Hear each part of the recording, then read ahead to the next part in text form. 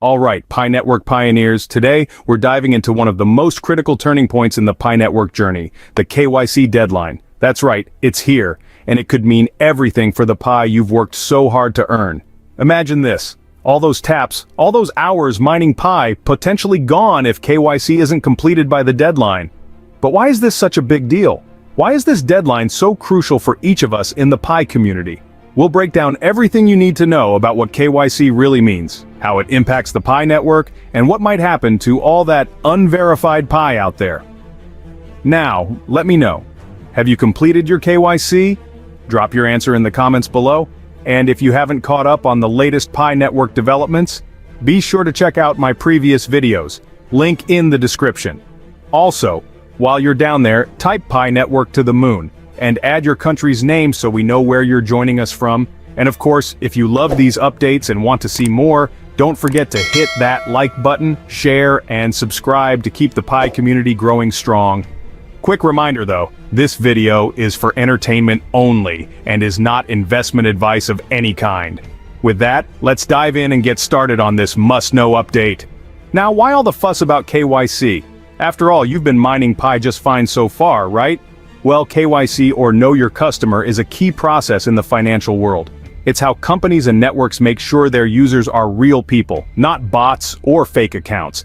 It's the system's way of saying, show us you're legit.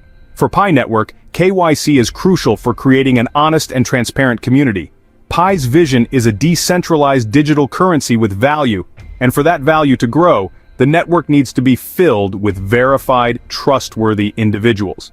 It's a measure to make sure Pi is fairly distributed and not stockpiled by people with multiple accounts or fraudulent intentions. Let's say you've been diligently mining Pi, perhaps for months or even years. Your balance has grown and you're excited about what's next for this digital currency. But here's the kicker. If you don't complete KYC by the deadline, your Pi balance could vanish. Poof!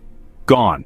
The Pi core team hasn't detailed exactly how losing Pi would work, whether it's a permanent deletion or a redistribution within the network, but they're clear on one thing. Unverified balances are at risk. Let that sink in. This isn't a drill, and it's not something to shrug off if you value what you've accumulated. Getting through KYC should be high on your to-do list. But what if you're all set with your KYC, but others in your network aren't? Pi has built a unique reward system based on referrals and security circles, meaning you earn extra Pi if people you've invited and those in your circle also verify their accounts. It's a web of connections. So the big question is, if someone in that web doesn't complete KYC, does it impact your rewards? Right now, there are two major theories circulating in the Pi community. In one scenario, if someone in your network doesn't verify, it only affects their own Pi balance. Your rewards from them are safe and sound as long as you're verified. This would be the more forgiving approach since it protects those who've gone through KYC themselves, even if their network is incomplete. But then, there's a stricter approach. If someone you referred or someone in your security circle doesn't complete KYC, you could lose the rewards tied to them. In this case, every user in your network becomes a critical piece of your Pi holdings puzzle. It's a more interconnected and arguably riskier approach because it makes your balance dependent on the actions of others. Suddenly, you're not just responsible for your KYC, but also for nudging those in your network to complete theirs. The choice between these two approaches will set a significant precedent for the network, defining whether rewards hinge solely on individual actions or on the collective efforts of connected users. Now let's get speculative for a moment. Imagine a substantial number of Pi users fail to meet the KYC deadline. What happens to the overall Pi supply? Pi Network's value, like other currencies, revolves around supply and demand. If a big chunk of Pi coins is essentially wiped out from circulation, the total supply shrinks, creating a potential scarcity effect.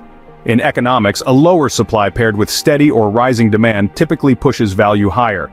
This is actually a familiar concept in the cryptocurrency world. Take Bitcoin, for instance. Bitcoin goes through halvings, where mining rewards are halved every 4 years, reducing the flow of new Bitcoin into circulation. Historically, each halving has been followed by a price increase as demand meets a capped supply. So, could the Pi KYC deadline create a similar effect for Pi? Possibly. By reducing the circulating Pi, the value of each coin might increase, benefiting those who verified their accounts. But here's where things get even more interesting. What happens to all that unverified Pi if it's removed from the system?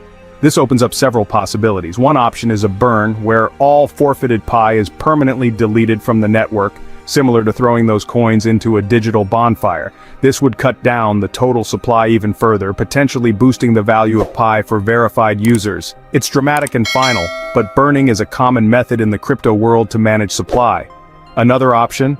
The Pi core team could recycle the forfeited Pi back into the mining pool, allowing active, verified users to mine slightly more Pi over time.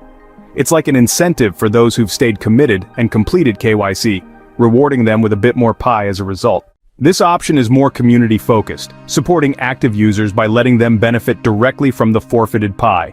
There's also a third possibility: the core team might reserve this forfeited Pi for future network developments. Instead of vanishing from circulation or being redistributed among current miners, it could fuel Pi's growth. Imagine a portion of Pi going toward expanding KYC capabilities worldwide, improving the network's infrastructure, or even developing new features that increase Pi's usability. In this case, the forfeited Pi could drive the network forward, strengthening the Pi ecosystem for the future. Each of these approaches has its own impact. Burning would likely create a sense of scarcity and exclusivity, but it's also irreversible. Redistributing to the mining pool is more of a direct reward to users but might not create as strong a scarcity effect. And reserving for network growth is forward-thinking, but it would depend on how effectively and transparently the Pi core team manages those funds. At the heart of it all, this KYC deadline isn't just about individual accounts. It's about creating a stronger, more robust Pi network. Imagine a network where every Pi user is verified and accountable. This builds trust and paves the way for Pi to become a reliable currency, trusted by businesses and users alike. If every Pi holder is a verified individual, the network would gain credibility, creating the foundation for Pi to become a currency people could truly depend on. Just think, this strict KYC policy could be the gateway for Pi to move from a theoretical currency to one that's widely adopted. Businesses could have more confidence in accepting Pi, knowing that every transaction connects to a verified, genuine user. And for individual users, there's a sense of security in knowing that they're part of a trusted community. This deadline, though it may feel like a hurdle, has the potential to transform Pi from a digital experiment to a global, everyday currency. The stakes are high, and this is a pivotal moment for Pi's future. Those who stick with it, complete KYC, and encourage their network to do the same, could find themselves holding a piece of a stronger, more valuable Pi network. This KYC deadline isn't just a final step in mining Pi. It's a first step toward building a digital currency with staying power and real-world value. In the end, what will happen to Pi if users fail to complete KYC?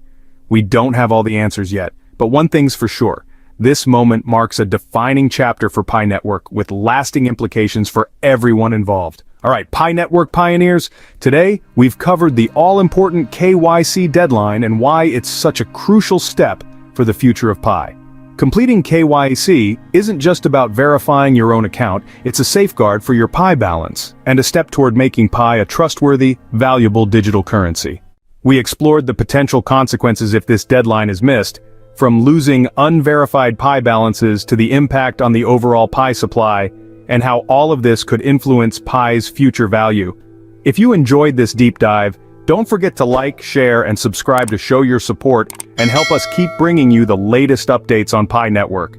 We're building a strong community here, and every bit of support helps us continue sharing insights that empower the Pi community. Now here's a question for you. Have you completed your KYC? Let us know in the comments below. And if you have any thoughts, insights, or questions about today's topic, feel free to drop them there as well. We love hearing from our Pi family and engaging in these important discussions. Thanks for watching, and see you in the next video.